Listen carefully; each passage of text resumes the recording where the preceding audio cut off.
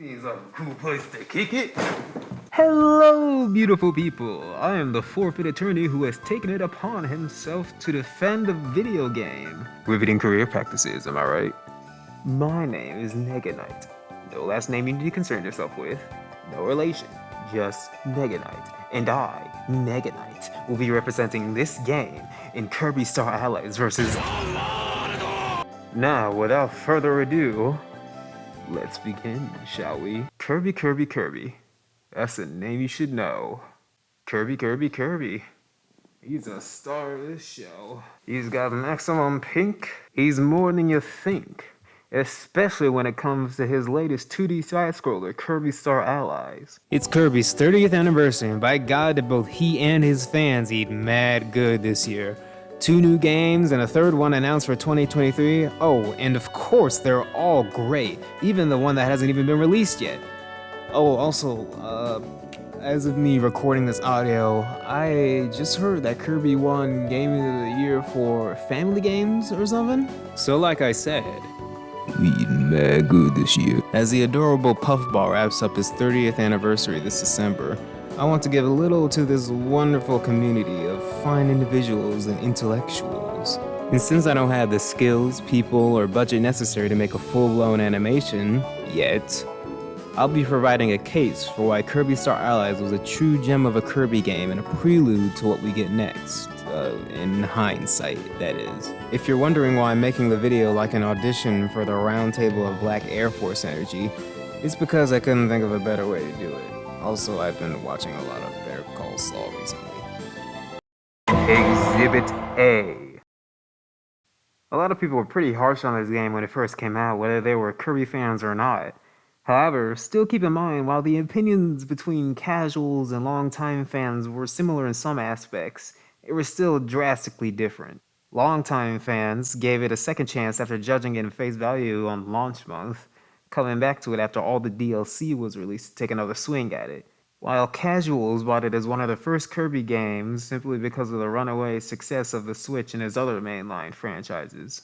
People expected Kirby to break out on the Switch with the same legendary quality as something like Breath of the Wild, not knowing that unlike other franchises, Kirby doesn't hop on bandwagons or trends. So after playing the game alone in their basement and not enjoying what it had to offer upon launch, they just wrote it off as bad, not giving it the chance it deserves. This disappoints me, especially since they would have liked the game a lot more if they played with a friend, like the game implies that you should do by making you become friends with the enemies in the game. Okay, maybe they weren't implying that, but the point is the game is a lot more fun with friends or family. With the low difficulty of the enemies and puzzles, the game makes it really easy for someone of any skill, when it comes to video games at least, to pick up a controller, play, and have a great time while doing so. And if you don't have a fun or great time, you just hate it at that point. I don't know what else to tell you. That's all I really got for Exhibit A. But don't worry, Exhibit B and C both have a lot more convincing for you, which you should be able to see. Really, you have to go play the game with a friend and then play it by yourself and compare the two experiences to know exactly what I'm talking about. So get your girl or your boy or whoever and play through some of the game. I dare you to say you didn't have a better time playing such an adorable game with other people. Exhibit B. Picture this. It's 2017, and for Kirby's 25th anniversary, you get a DDD Music spin-off, a mini Kirby 3D game, and a tease for the next big Kirby game coming next year. Obviously, you'll be most hyped for the next big thing, so you wait. In the meantime, you get Breath of the Wild, a game being praised to this day for being one of the best games of the 21st century, and the next big 3D Mario title. But oh no! These two games make you overhyped for what will come next for every other Nintendo property on the Switch, including Kirby. Then on March 16th, 2018, just over a year after the Switch's initial release, Kirby gets his time. Everyone plays it, even people who haven't played a Kirby game before, and what do they all say? They hate it. Critics love it, because all you need to please them is a non-broken game. But the average game addict hated it. Namely because it's too easy, which, while true, they forget or just don't know that it's made this way to provide a better experience for multiplayer. Which, if you've ever played a multiplayer game with even the slightest of difficulty curves, you know just how bad the experience can be. Shit. Apparently that's a... I don't know if someone can confirm this. Apparently that is a joke of old. A joke of ye old. Ah, fuck you! Oops. Oh, I'm just gonna well, there you go. Good job. Difficulty wasn't the only problem people had with this game, though. With hardly anything outside of the pretty small campaign to do, the game quickly becomes boring and lackluster upon completion. It doesn't help that at launch, while some things claim to be difficult, they really weren't so. Which would leave players looking for a challenge, aka everyone for some reason, left high and dry when the highest difficulty at the time was still incredibly tame. Because of this, the casuals and fans combined were all up in arms against the poor pink puffball. What they got at face value was hardly anything to write home about, and even after multiple editions and free DLC, the casuals were still not happy, though most of them didn't bother coming back after they beat the main campaign. They were unhappy, and I can't even blame them, especially since the fans felt the same way for the longest time, some still hating it to this day. Nobody knew what this game was all about, having freshly hopped off the Breath of the Wild bandwagon to find Mario having yet another race after his adventures with a hat. The casual demographic expected more, and so did the fans. But unlike the fans, the casuals never would have been able to appreciate what the fans did later get in the game's life. Unfortunately, this game came out at the beginning of the timeline of Nintendo putting out unfinished games, as the players call them, and added DLC all after the fact that they already released the game. Both casuals and fans of any series don't like this, as they feel they don't get what they pay for out the gate. I personally have never been affected by this. I usually don't get games on launch for any number of reasons. When I do get games right away, it's usually the ones that just happen to be complete upon launch, for better or worse. In fact, for most games that release DLC like this, I just don't get them at all since they never really pique my interest. But as you'll soon learn about me, I always gotta make an exception for my boy Kirby. So back to the point, Kirby Star Allies released free DLC for a while after its initial launch. And since I never bought the game until after all of it was released, I didn't have to deal with it, so I don't entirely understand what the fans had to go through while waiting for new content to drop for the game. In other words, what I got out of the game was amazing, but I know you guys got something totally different having to wait for what I got immediately, so I'm trying to put myself in your shoes. Section B of Exhibit B, we have the lore. If you know anything about the Kirby lore, you know it's convoluted. Too convoluted. And you'll likely only understand any of it if you are a true, hardcore Kirby connoisseur such as myself. You may be asking what the lore has to do with the game not being for casuals, and let me tell you, unless you know the lore, you probably won't even be able to appreciate half the content that's in this game. Morpho Knight, the Ancients, hell, Kirby himself gets his own lore expanded upon in this game through Void Termina. I mean, honestly, if you don't know why the butterfly is one of the scariest things in the series, then I highly doubt you'll understand the significance of what's going on in this game. Like, it's weird how much this game focuses on the history of the Kirby universe with this story. An ancient cult member has gone mad and is attempting to release a sealed god of destruction from a forgotten time. And it just so happens that this god of destruction took notes from dark matter and corrupts anything that gets near it. And so, when Kirby defeats it with the power of his ultimate love, the god of destruction is said to reappear as something more akin to Kirby, something more friendly and sleepy. It may even have dreams again. Like, the way they use some of the fan service in this game to touch upon the lore is pretty cool, as a hardcore fan, that is. I'm sure not a single one of the casuals have any idea what I'm talking about right now though, so yeah. Casuals, this game sure ain't meant for your kind, so next time you want to get on the game's case for any reason whatsoever, go play an older Kirby game, and try to understand that this game is a love letter to the fans and everything that came before it, which leads me to my next exhibit. Exhibit C. First of all, let's talk about the characters, because oh boy, there's a lot of them to play as. To start off, let's talk about the base game. The gimmick of this game is the return of the mechanic of making enemies your partners from Kirby Superstar, hence the subtitle, Star Allies. The AI in this game is much more reliable than Superstar or its remake though, so no constantly seeing your buddy jumping in the lava walls. At least not as often. With such a sharp focus on friendship in this game, it only makes sense that the mechanic would be so revamped. Not only are they generally smarter, but they respond rather quickly to your actions and requests. You need a weapon to have an element? You can lift your weapon and they'll come give the required element. If you need a super powerful chef explosion thingy, then they'll either do it themselves or stop what they're doing to jump in your pot. They help you in a hurry like some friends I don't have, and it makes playing alone a much better experience and easier than it already is, for better or worse. But ignoring the topic of difficulty for now, let's talk about the characters themselves. With years of Kirby content under their belt, HAL wanted to close the 2D platform era with a bang, and as a Kirby stan, I can confirm they did indeed do. With 32 games under the name of Kirby at the time, the team at HAL decided the best way to celebrate the Pink Puffballs franchise would be to let the player play as most of, not all, of Kirby's past enemies and allies. Not only was this the perfect game for it because of the gimmick, but they also had the headcanon of most of his main enemies saying to themselves, if you can't beat them, join them. With the main gimmick being making friends, it makes more sense than ever to boost the fan service to 1000% by adding this many friends and foes from Kirby's past to play as. And where better to start than not the base cast of the game, including these three. Yeah, there are too many helper characters for me to talk about each one, so I'm gonna start at the first friends Kirby made in Dreamland, the Animal Buddies. Let me start off by saying I'm not the most familiar with these three, as I didn't grow up with them like others did, so don't expect me to talk about them like there's no one else in the game. You can watch Ant Dude if you want that. To be completely honest, the only attachment I have to these three is from watching those old ass American commercials from when the US didn't realize that Kirby is so cute it's marketable. Despite my not really being too fond of them, I still gotta admit it's nice to see them return, and in probably the most fun way they could ever return too. But never mind my attachment. Kirby started his arc towards sympathy by making friends with the trio Rick, Kine, and Koo,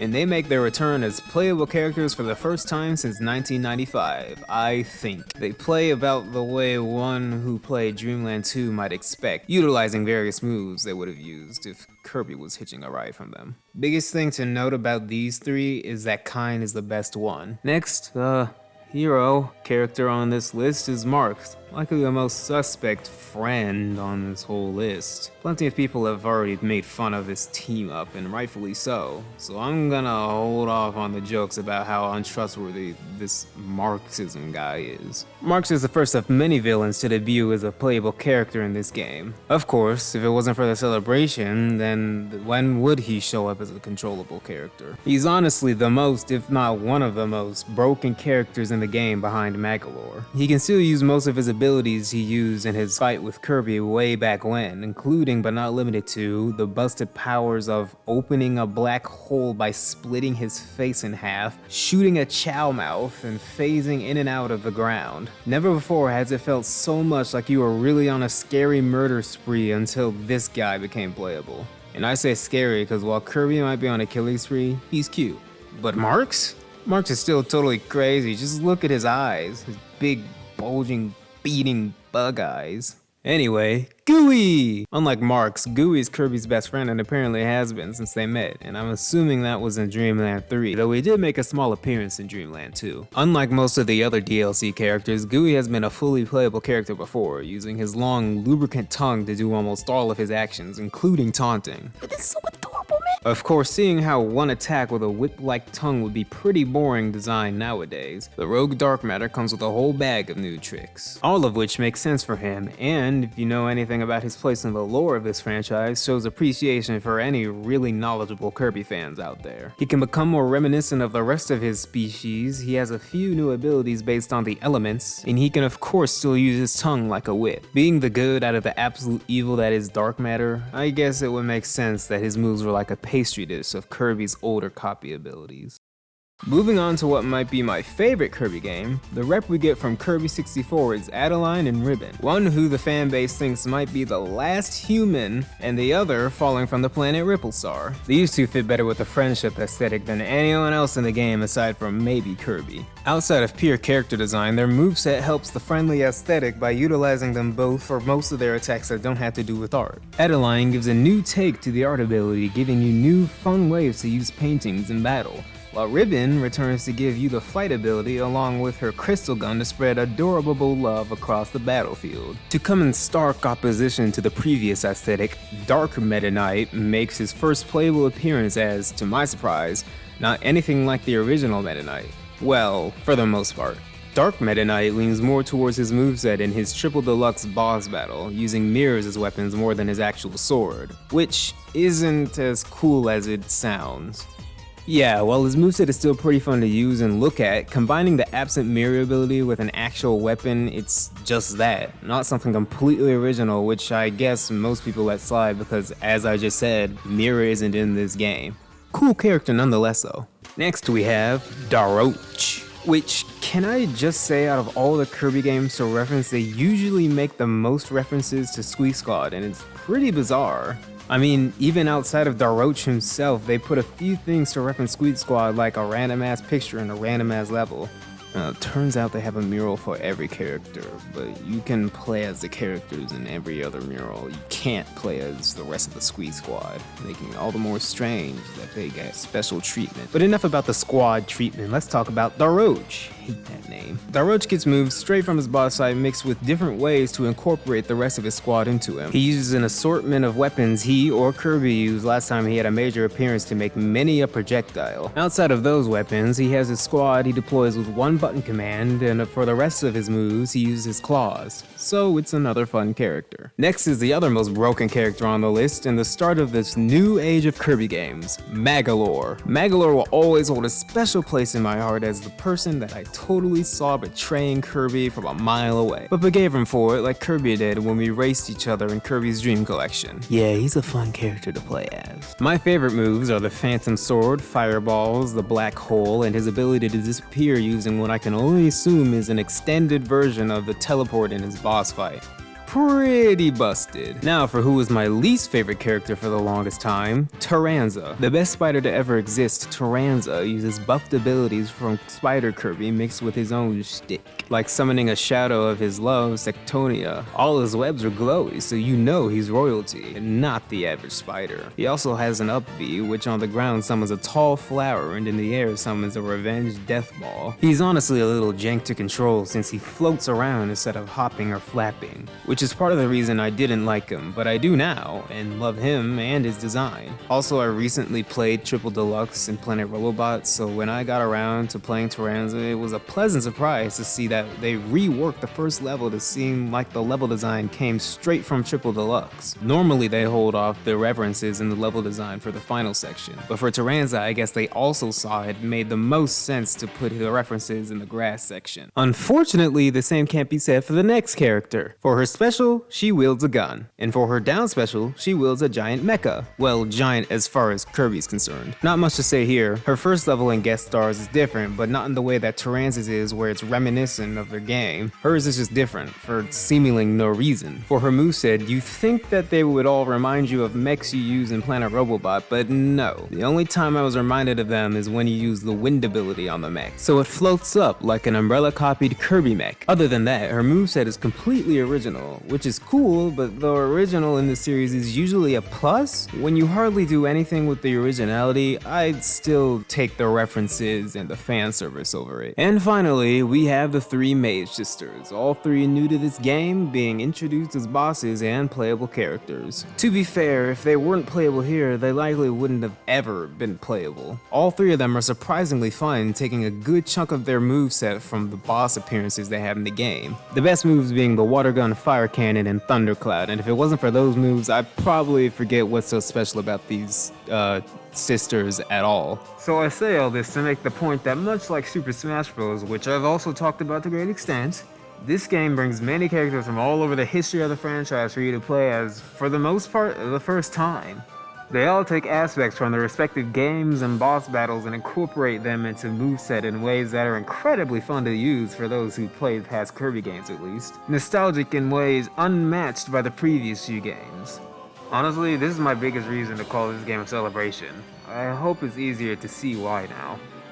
All these iconic characters come back for reasons the game actually explains to help Kirby against the anti-Kirby that's corrupted the land. Another reason to consider this game a celebration, you ask?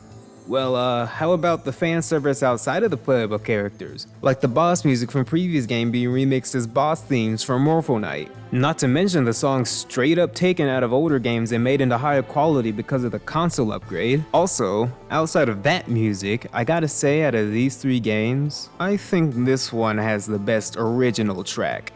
which I know this is completely subjective, but hey, out of the three of them, actually out of all of the Kirby games except 64, I think this game has my favorite soundtrack, not to say the rest are worse OSTs. In fact, I think Kirby as a whole holds the most underrated soundtracks out there. But out of all of them, I'm pretty confident in saying this is one of my favorites. But I digress a lot. More fan service can be found in the puzzle pieces, which are the collectibles of this game. Sure, you could make an argument for the keychains of Triple Deluxe being a better way to incorporate small portions of fan service and collectibles, but with the playable characters and all the other callbacks to older games in this one, I'd say the pictures are the best collectibles in these games yet, at least in terms of fan service. The pictures themselves are gorgeous for the most part, each offering a unique look at the pink puffball with their different yet equally flavorful art styles. I think it's also worth mentioning this picture because of how well it visualizes these three in the aftermath of the game. Also a handful I even use as my background for my desktop. No, I'm not afraid to admit that. Two final things for part 1 of Exhibit C. While playing the three Mage Sisters, I came across the statue that pretty much solidifies this game being a celebration. I wasn't using Joy-Cons, but I remember the first time I saw this statue, I was, and they vibrated to the tune of Green Greens. It's pretty cute, and I'll play it if I still have the recording of it on my phone. The other thing being this. Yeah, playing a lot of this game again, I don't think they were trying to be subtle about it being a celebration anymore. For the final section of my case, as promised, I will now explain how this game was a prelude to what we get next in the Kirby franchise. So, as I've already explained, Mario and Link have had their big magnum opus on the Switch, and when Kirby Star Allies came out and it was revealed that HAL didn't join the bandwagon in big open world type games, people were big baby rage mad. The veteran fans threw a hissy fit about the game's lack of difficulty and drew it off as a waste of space on the Switch like the casuals. But after my explanation of this game being a celebration, what if I told you that this game was also a send-off to that age of Kirby? What if I told you that the celebration of Kirby's long history was also the epitaph of that whole era of 2D side-scrollers in Kirby? Indeed, it is true that hindsight is 20/20, and with that vision, it is now more clear to me than ever that Kirby Star Allies was a farewell to the glorious age of memorable yet ultimately repetitive side-scrolling adventures. Think about it. Even way back when Mario and Zelda stepped into 3D, Kirby fans were clamoring for the pink puff to become a ball that looked like something they could physically hold. What we got was a 2.5D game. Yeah, I love getting change on my birthday too. Don't get me wrong, Kirby 64 was a great game and I loved it as much as the next guy, but when every other character is starting their 3D era and your favorite franchise is left in the dust, it tends to sting. Especially when it stays away from 3D for the next couple decades, excluding any spit-off titles, of course. Without going into much detail of the history of Kirby, fans have wanted a mainline 3D game for a good minute, and with the Switch getting these instant classics, the fandom already knew we would finally be taking our true first steps into 3D. It was only a matter of time. Lo and behold, we got it on the 30th anniversary. Let's see what they did there, making the first 3D game on the 3-0 anniversary. Pretty cute. Wonder how long they plan to do that. Kirby and the Forgotten Land was the next mainline game after Star Allies, and while lots of the fans knew what would be next, none of us knew just how good it would be. What I'm getting at here is people shunned Star Allies from the very beginning, not giving it a chance when they wanted a 3D title for so long. We had already waited for far too long, and when the bulk of the fandom saw they had to wait a bit longer because of a subpar game in their eyes, they took it out on the game, effectively making it an almost black horse in the recent age of 2D adventures in the series. If there's a title for these games, let me know, cause I'm just calling it 2010s era until I find an actual title. I know they're on the same engine and all that, but like, I don't think there's like an actual name for the four games that all came out on the same engine. So let me know in the comments if there's a title for this age. Besides modern era, because it's not going to be modern forever, obviously. I can understand a lot of the actual criticism, but to write it off as bad or even mediocre, I think are steps too far. Try to look at the game under a lens of a celebration, trust me. If you do that, it becomes a lot easier to enjoy all that the game has to offer. The game was a send-off to a wonderful era before we stepped into new territory. And what a beautiful send-off it was. In my opinion, of course. Bonus exhibit. Exhibit D. poof of Exhibit A. So on the day I got the people I needed to record the teaser in the series I'm working on, I noticed the two peeps have never met until that point. So instead of making them work with a nigga they didn't know, I told them to play Kirby Star Allies. By the time they were done, they already seemed much less awkward around each other. So yeah, the game is made for friends, or more than one person if you want to have a really great time. So in conclusion, Kirby Star Allies is a much better game than people give it credit for. Though if you just don't like it as a fan because of the way it made Kirby look, being one of the best-selling Kirby games and all, that's cool and I can totally understand it still. Honestly, for the longest time, it just hurt to see so many people hating on this game the first chance they got. And I felt someone had to actually defend it for once, so I hope I was able to change some of your minds from disliking the game to maybe appreciating it a bit more for what it has to offer. And I'm now hoping you finally give this game the second chance it deserves, or third if you gave it a second chance already. And one last thing before I go, Kirby fans have eaten really good this year. I mean, like, really good. Like, we've been spoiled with how much we've gotten this year. I think it was this year I watched all of Hoshi no Kabi after years of only seeing the dub. It's a pretty good series, though I'll always recommend the dub just for the accents on the characters alone. Did you know that the Mexican vibes given to Meta Knight in the dub actually comes from the sub? I don't know if he has an accent in Japanese as well, but he has his own Mexican guitar riff in the sub, which I found really interesting. I just felt like adding that last part so I have it said somewhere. On to the next topic, on why I think everybody should have a little bit of Kirby in their life. Always remember to stay ambitious. And Happy New Year.